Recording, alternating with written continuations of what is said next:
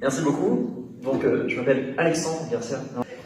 J'ai 32 ans, j'habite à Conflans, je suis militant socialiste depuis 2010 et je veux dire à quel point je suis très content d'être dans cette campagne aux côtés de Michel et très content de voir toutes et tous là ce soir rassemblés de tous les mouvements et partis de gauche et écologistes. Je pense qu'on a tous les ingrédients pour une victoire, pour faire basculer cette circonscription et ce serait tellement mieux. Je me demandais comment introduire un peu cette intervention et j'ai hésité entre plusieurs choses. Et je me suis dit, je vais leur parler de steak haché. Je vais leur parler de steak haché parce qu'il y a une image qui m'est parvenue, qui m'a un petit peu choqué quand même. On est dans un supermarché. Il y a un étalage de boucherie un peu industriel. Jusque-là, c'est banal, ça. Et puis quand on regarde bien, derrière ces frigos fermés par des portes, il y a un écran à l'intérieur du frigo. Il y a un écran qui montre des animations d'une grande marque de viande avec un steak qui tourne à la flamme, comme ça. Donc on a des écrans qui chauffent à l'intérieur d'un frigo qui est censé refroidir. Et d'ailleurs, la cerise sur le gâteau de tout ça, c'est que les steaks qui sont autour, c'est des steaks bio. Qu'est-ce que ça dit de, déjà, la capacité de notre gouvernement passé à organiser une transition écologique, énergétique, raisonnable, réelle, concrète? Et qu'est-ce que ça dit de notre modèle économique de manière générale? Qu'est-ce que ça dit de nous, ce qu'on doit faire pour changer notre modèle, pour qu'il n'y ait plus ce type d'aberration? Donc voilà, moi j'avais envie d'évoquer certains éléments de la NUPES basés sur l'économie, parce qu'on a vraiment réussi à obtenir quelque chose avec beaucoup d'idées, beaucoup de choses concrètes, pour attaquer de front plein de sujets, et pour pouvoir vraiment faire une transformation sociale et assurer un meilleur avenir pour les générations futures. Je vais vous parler donc un peu d'économie, et il est important que tout le monde s'en saisisse de l'économie, parce que c'est toujours politique, quoi qu'on en dise. Et ça doit être la chose de toutes et tous. Et on doit sans cesse se défendre contre des postulats un peu libéraux qu'on accole toujours à l'économie. Je pense par exemple, je ne sais pas si vous avez vu, mais il y a un sujet de SES qui est tombé au bac cette année, où on demandait aux lycéens de montrer que l'action publique en faveur de la justice sociale peut avoir des effets pervers. C'est pas discuter la question, c'est montrer blanc. Discuter des blancs, noirs, non, montrer blanc. Donc, moi, je suis militant socialiste depuis 2010, j'ai toujours été attaché à la lutte contre les inégalités, pour des raisons humaines évidemment, mais aussi parce que les inégalités, ça tue la planète et ça tue l'économie. Et aujourd'hui, comme candidat de la NUPES, je suis ravi de rejoindre une coalition qui compte remettre l'économie à l'endroit, c'est-à-dire au service des gens et non l'inverse. Premièrement, pour plus avoir d'écran dans les frigos à côté des steaks hachés, on va réaliser la bifurcation écologique. La règle verte, on ne prend pas plus à la nature que ce qu'elle peut reconstituer. Donc, sobriété énergétique. Et donc, très concrètement, dans le programme de la NUPES, interdiction des panneaux publicitaires numériques. Bon, ça c'est l'anecdote. Après, il y a des choses beaucoup plus importantes et substantielles.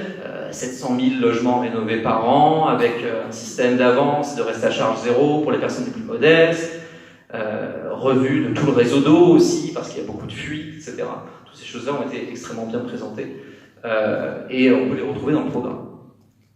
Baisse des émissions carbone de 65% d'ici 2030, parce que c'est urgent, il faut aller vite. Planifier le passage à 100% d'énergie renouvelable, avec aussi une stratégie industrielle à avoir là-dessus. Garder le contrôle de filières extrêmement importantes, comme l'éolien maritime par exemple, et être en capacité de pouvoir nationaliser certaines parties de ces secteurs si ça ne va pas dans le sens de notre planification écologique. Et puis consommer mieux, avoir un indice de durabilité des produits et refuser à la vente des produits qui ne seraient pas suffisamment durables ou recyclables. Avoir un pôle public de la réparation, du recyclage, de l'économie circulaire. La bifurcation, ça nous permettra aussi, au plan économique, de relever notre agriculture et de relever notre industrie. Sortir de cette illusion qu'ont eu beaucoup de décideurs publics de croire que notre économie allait devenir entièrement tertiaire. Plus d'agriculture, plus d'industrie. C'était une hérésie. C'était une hérésie.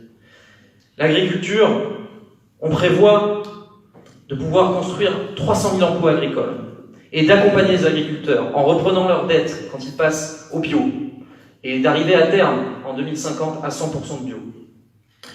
L'industrie, un plan de 200 milliards d'euros sur 5 ans pour réindustrialiser le pays autour de plans de filière avec des pôles publics dans l'énergie, dans les transports et dans la santé. Qu'on n'ait plus un leader mondial de la pharmaceutique qui ne soit pas capable de trouver un vaccin contre le Covid. Deuxièmement, l'économie, pour qu'elle fonctionne, il faut aussi qu'il y ait une forme d'efficacité de la ressource fiscale et donc de la justice fiscale pour mettre à contribution les plus aisés et casser la spirale inégalitaire qui tue notre société et nos finances. Rétablir l'ISF, on en a parlé, lui ajouter un volet climatique parce que les 1% de Français les plus riches consomment 15 fois plus de CO2 que les 50% les plus pauvres. C'est la réalité. Imposer le capital au moins autant que le travail, rendre la fiscalité vraiment progressive, poser enfin la question, que je trouve fascinante et extrêmement intéressante, des droits de succession, et notamment la notion d'héritage maximum à 12 millions d'euros, qui me semble extrêmement intéressante, importante et raisonnable. Ça reste 100 fois le patrimoine net médian. Hein. Donc, c'est pas non plus les bolcheviks, le couteau entre les dents. Hein. Une fiscalité à revoir profondément aussi au niveau des entreprises. Établir un impôt universel pour les entreprises basé sur l'activité réelle en France. Lutter au niveau européen pour un impôt sur les sociétés minimum à 25%. Et aussi mettre fin à cette règle d'unanimité fiscale qui fait qu'on a actuellement en Europe des paradis fiscaux, le Luxembourg, l'Irlande, qui imposent leurs décisions à toute l'Europe et qui font qu'on ne peut jamais avancer en matière fiscale et sociale au niveau européen. Alors qu'est-ce qu'on fera? On dérogera? On désobéira temporairement? On fera des coopérations renforcées? On renégociera?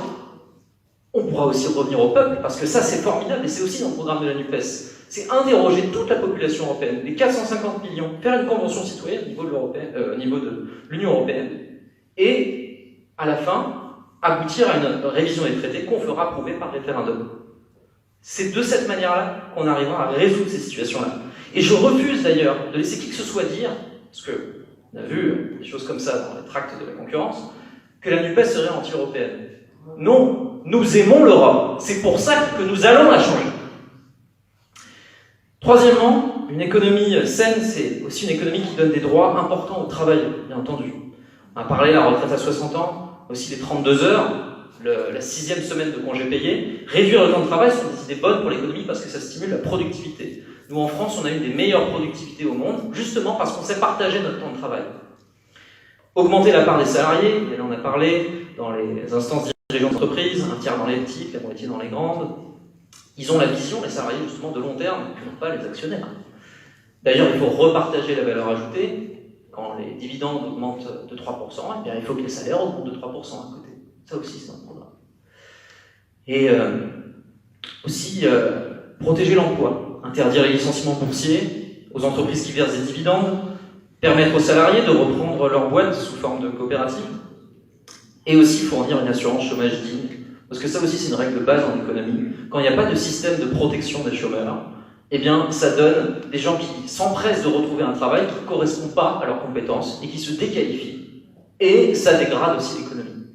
Donc il y a une question d'humanité, il y a une question d'économie aussi dans tout cela. Parce que quand même, Macron, ce qu'il nous a inventé, c'est la flexi-insécurité avec sa réforme de l'assurance chômage. À propos de qualification, on propose aussi un droit à 36 heures de formation par an. Je trouve très intéressant aussi. Et le principe de maintenir le revenu de toute personne qui est en reconversion ou en formation. Ça, c'est extrêmement important. Quatrièmement, mettre au pas la finance. On en a parlé pour qu'elle soit au service de la population. Taxe importante sur les transactions financières. Reprise de la dette publique Covid par la BCE pour la transformer en dette perpétuelle à taux nul. Et interdire les produits financiers toxiques et nuisibles à l'économie. Ça rejoint un petit peu mon métier dans la régulation financière, mais je sais qu'il en reste encore. Et j'ai une particulière aversion pour les cryptoactifs, qui sont un désastre écologique, un désastre financier, qui sont un Far West de la spéculation absolument insupportable. On n'en a pas parlé noir sur blanc dans le programme, mais j'espère bien qu'on fera quelque chose contre ces CFT-là. Et cinquièmement, enfin, à la base de l'économie est l'éducation. L'école et l'université doivent être des sanctuaires, y compris face à la logique de l'argent fou, qui sape tout. Lutter contre la ségrégation scolaire. en faisant entrer les établissements privés dans la carte scolaire. Revaloriser la filière professionnelle, fournir une allocation d'autonomie de 1 063 € aux étudiants pour qu'ils puissent se consacrer à leurs études, parce que tout étudiant qui abandonne ou qui échoue dans ses études parce qu'il y a des petits boulots à côté qui ruinent son sommeil, son cycle de vie, c'est inacceptable, c'est humainement horrible et c'est économiquement aussi absurde. Le budget du programme est établi, ils en ont reparlé récemment il y a quelques jours, il est équilibré. Par exemple, l'impôt universel sur les entreprises rapporterait 25 milliards d'euros qui permettrait de financer la garantie d'autonomie, justement.